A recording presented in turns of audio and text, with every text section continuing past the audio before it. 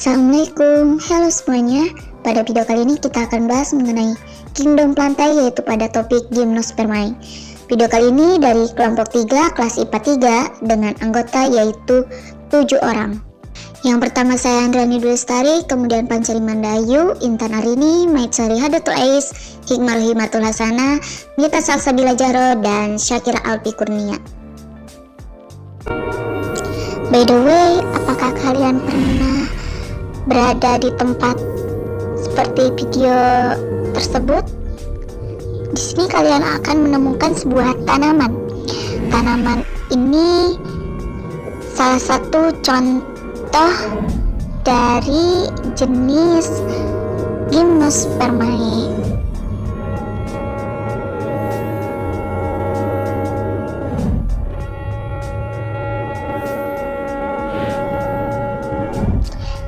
Tumbuhan apa yaitu? Apakah ada yang bisa menebaknya? Simak pembahasan kali ini ya teman-teman, semangat! Nah, sebelum kita membahas Gymnospermae, kita harus tahu apa sih ciri-ciri dari Spermatophyta. Untuk ciri-ciri umum dari Spermatophyta sendiri, terdapat 6 ciri-ciri, yaitu yang pertama yaitu Spermatophyta termasuk ke dalam tumbuhan yang memiliki bentuk berbagai macam, di mana cara hidup dari tumbuhan ini yaitu fotoautotrop, kemudian dapat menghasilkan biji yang mana dijadikan sebagai alat perkembangbiakan. Lalu tumbuhan ini memiliki pembuluh angkut, di mana habitat dari tumbuhan ini yaitu di darat dan juga ada yang di air. Untuk reproduksinya atau perkembangbiakannya dilakukan secara polinasi dan fertilisasi. Nah, kalian kan sudah tahu ciri umumnya. Lalu untuk struktur tubuhnya sendiri yaitu terdiri dari daun, batang, akar, bunga, buah, dan tentunya biji. Lalu untuk bentuk dari Spermatophyta sendiri memiliki 2 bentuk akar, yaitu akar tunggang dan juga akar serabut yang dapat membedakan dari tumbuhan lainnya. Dengan demikian, klasifikasi Spermatophyta sendiri terbagi menjadi 2, yaitu Gymnospermae dan Angiospermae. Untuk Gymnospermae sendiri yaitu tumbuhan berbiji terbuka, dan untuk Angiospermae sendiri yaitu tumbuhan berbiji tertutup. Nah teman-teman, kali ini kita akan membahas mengenai Gymnospermae. Untuk ciri-ciri dari Gymnospermae yaitu biji terbuka dan tidak tertutup oleh daun buah. Kemudian struktur reproduksinya sendiri tersusun pada strobilus. Lalu pada tumbuhan ini tidak memiliki bunga sejati. Kemudian untuk perawakan dari tumbuhan ini berupa perdu atau pohon. Kemudian bentuk daunnya juga kaku dan sempit. Lalu memiliki akar tunggang. Tumbuhan Gymnospermae sendiri menghasilkan heterospora, yaitu berupa mikrospora dan megaspora. Mikrospora sendiri berkembang menjadi mikrogametopit atau gametopit jantan dan berisi serbuk sari. Sementara itu megaspora berkembang menjadi megagametopit atau gametopit betina. Pada bagal biji atau megaspora terdapat sebuah struktur liang biji, yaitu mikrofil dan juga kantong serbuk sari atau pollen chamber yang dapat mengganti fungsi bunga sebagai organ reproduksi betina. Setelah serbuk sari ini dilepas, maka butir serbuk sari akan berkembang menjadi sperma. Ketika penyerbukan, serbuk sari melekat pada bakal biji, yang selanjutnya sperma ini akan bergerak menuju sel telur melalui bulu serbuk sari. Jika terjadi pembuahan, akan terbentuk sebuah zigot yang berkembang menjadi embrio dan biji. Jika biji tersebut jatuh pada tempat yang sesuai, maka biji akan tumbuh dan berkembang menjadi tumbuhan baru.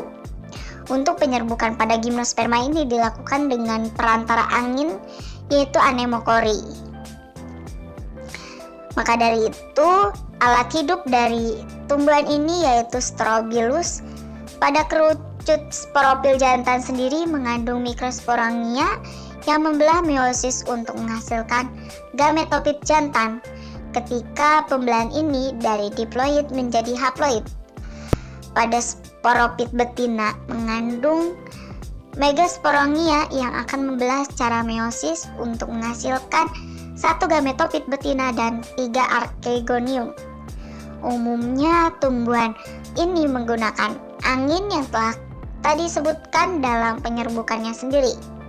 Angin ini nanti akan membawa serbuk sari jantan ke arah gametofit betina yang kemudian masuk melalui cerah mikropil bakal biji gametofit betina. Sperma ini kemudian bersentuhan dengan sel telur dan terjadilah pembuahan.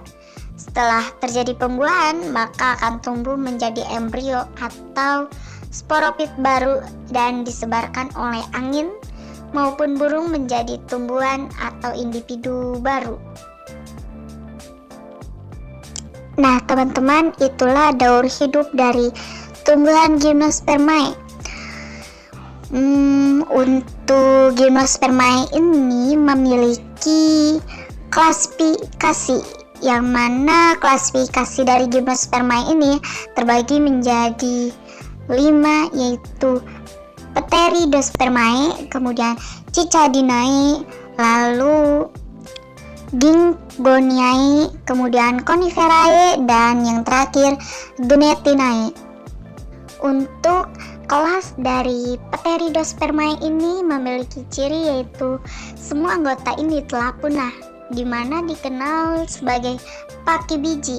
Untuk daunnya sendiri menyerupai tumbuhan paku. Contoh dari kelas ini yaitu Liginopteris oldamania. Dilanjut dengan kelas Cicadinae. Untuk daunnya sendiri tersusun dalam proses bantang. Kemudian Strobilus jantan dan betinanya memiliki ujung batang pada pohon yang berbeda. Untuk bentuknya ini menyerupai seperti palem dengan batang yang tidak memiliki cabang. Contoh dari kelas ini yaitu pakis haji atau nama ilmiahnya Cicas rumpi. Lanjut untuk yang ketiga yaitu kelas Gingoniae. Untuk daunnya memiliki bentuk seperti layaknya kipas. Memiliki satu spesies yang masih bertahan yaitu Ginkgo biloba. Kemudian untuk kelas Coniferae ini memiliki struktur daun yang sempit seperti jarum dengan Strobilus jantan dan betina dalam satu pogon. Untuk Strobilus jantan sendiri memiliki ukur kecil, sedangkan untuk betina ini lebih besar. Untuk contohnya yaitu damar atau nama lainnya Agathis alba. Kemudian yang terakhir yaitu kelas Gnetinae. Umumnya kelas ini berupa pohon dengan banyak percabangan. Untuk daunnya ini tunggal yang memiliki daun majemuk. Untuk contoh pada kelas Gymnospermae ini yaitu Gnetum gnemon. Nah kan kalian sudah tahu mengenai kelas dari Gymnospermae sendiri. Nah untuk contoh tumbuhan dari setiap kelas Gymnospermae ini kalian dapat menyimak video pembahasan kali ini. Oke teman-teman, untuk kelas yang pertama yaitu Pteridospermae, di mana kelas ini memiliki contoh yaitu Liginopteris oldamania. Contoh ini termasuk ke dalam genus yang memiliki famili yang terkenal yaitu Liginopteridae, di mana contoh ini memiliki batang yang berbentuk panjang di udara dan simetri radial dengan diameter bervariasi dari 2 mm hingga 4 cm. Sering bercabang dan memiliki akar yang adventif yang dijadikan sebagai agar penyangga yang menopang batang yang lemah. Daunnya ini tersusun spiral dan panjangnya mencapai 0,5 m, di mana daunnya ini binifen sampai trifinet. Vina ini memiliki vinolus atau selembaran dan hadir di sudut kanan ke rachis. Rachis dan vateoli dipenuhi dengan kelenjar cavitat. Selanjutnya untuk kelas Cicadinae. Kelas ini memiliki contoh yaitu yaitu namanya pakis haji. Pakis haji ini merupakan pakis yang sangat populer dengan nama sikas dan sekelompok tumbuhannya berbiji terbuka yang tergabung dalam marga pakis haji atau Cicas, dan juga merupakan satu-satunya genus dalam suku pakis haji, yaitu Cicadaceae, di mana pakis haji ini berhabitus mirip dengan Phallem namun sangat jauh kekerabatannya. Meskipun disebut pakis dan daun mudanya juga melingkar, tapi pakis sejati ini sama sekali bukan anggota tumbuhan yang berspora. Kemudian untuk kelas yang ketiga yaitu kelas Ginkgoginae. Pada kelas ini memiliki contoh yaitu Ginkgo biloba yang dikenal sebagai pohon rambut gadis yang merupakan satu-satunya jenis yang masih hidup di divisi Ginkgoginae, di mana jenis ini telah punah. Pohon ini dikenali mirip dengan fosil 270 juta tahun yang lalu yang berasal dari Tiongkok. Secara ini dibudidayakan dan diperkenalkan pada awal manusia, di mana contoh tumbuhan ini memiliki berbagai kegunaan dalam pengobatan tradisional dan juga sebagai sumber makanan. Selanjutnya yaitu kelas Coniferae. Pinus mercursi dikenal sebagai sebutan tusam Sumatera, yang mana pinus tersebut termasuk ke dalam tumbuhan runcung yang memiliki bentuk jarum dengan bentuk pohon bertajuk yang cenderung berbentuk kerucut. Namun meskipun terdapat berbagai variasi yang besar, pinus ini tumbuh dengan mendominasi pada daerah hutan tropika pegunungan yang ada di Indonesia pada bagian barat, dengan ketinggian mulai dari 600 meter di atas permukaan laut hingga 1500 meter.